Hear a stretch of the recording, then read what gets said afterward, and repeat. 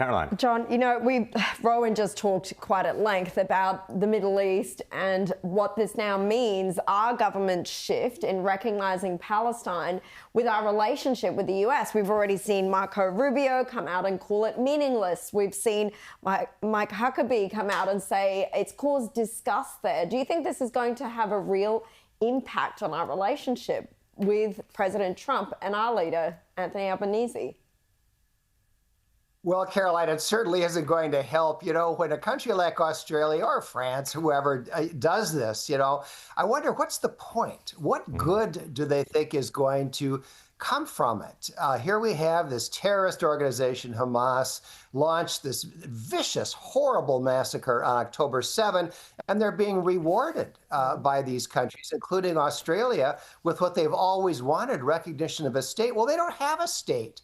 You know, what are the borders? What are the boundaries? What is the government? There is no state of Palestine, and it's just a fiction to purport to recognize something that really doesn't exist. And it certainly is not going to help Australia's relationship with the United States.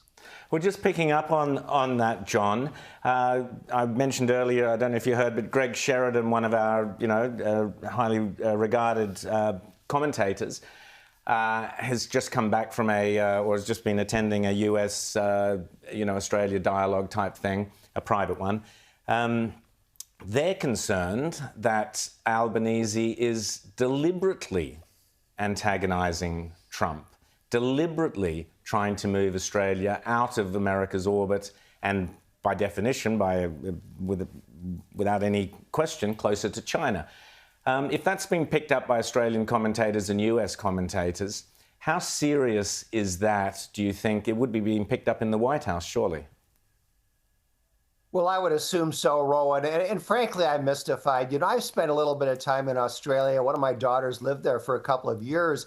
And when people in Australia talked about the Chinese presence, the Chinese influence, the Chinese threat, I didn't detect any sense among Australians that they want to move out of the American orbit and into the Chinese orbit. I didn't hear that at all. And to me, Rowan, it seems like this is an example of the same kind of thing that we're seeing in the United States, where this hatred for Donald Trump is such that it's leading people to advocate policies that are just crazy, whether it's, getting cozy with the communist Chinese, or whether it's, no, we have to have more crime in the District of Columbia. It's the same kind of thing, I believe. Well, James. John, speaking of, crazy sort of policies, one of the things that's been really coming out in the last several weeks has been this whole evidence now that there was a pipeline of classified information from the old Hillary Obama era FBI, from James Comey and Clapper and all of these sorts of deep state operators into the New York Times and so on to create a false impression about Donald Trump being a Russian agent. Now, I was saying earlier in the program that this is creating a huge hangover as they try and sort things out in Ukraine. Tell us more about this, and are we going to see some sort of justice for what seems to have been, a real abuse of power by Democrat officials back in that first Trump administration?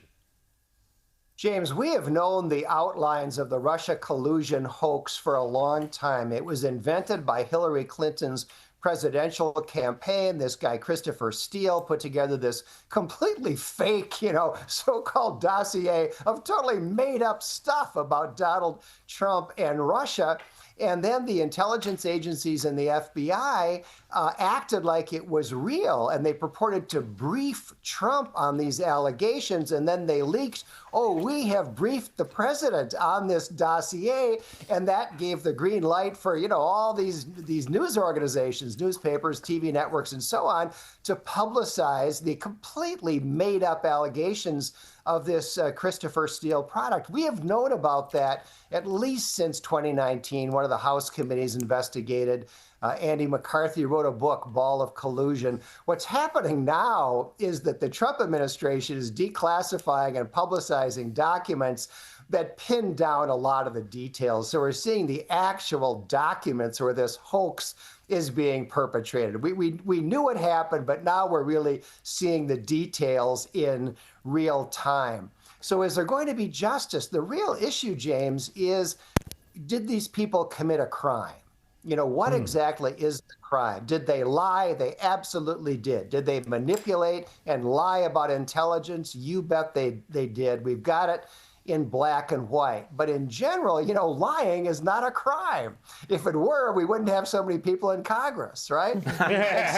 So I think it's a wide open question right now whether the Department of Justice is going to conclude that there are individuals here, John Brennan, say, or James Comey, that they can really pin a crime on.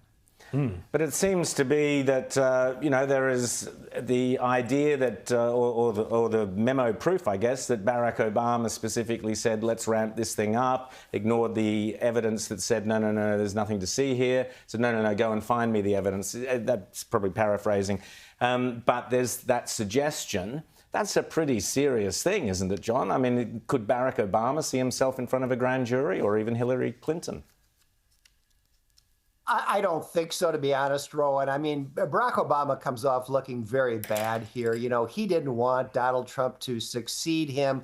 He was one of the people who collaborated in this effort to handicap that incoming Trump administration by making this huge deal out of a complete fiction, the Russia collusion hoax. And from these memos, we can see that he clearly was in on that plot. No doubt about it. But again, the question is that a crime? I don't think, I may be wrong, but I don't think we're going to be seeing these Obama administration officials or Hillary Clinton in orange jumpsuits. There we go. Always great to chat to you, John Hinderaker. Thanks so much for chatting to us this morning.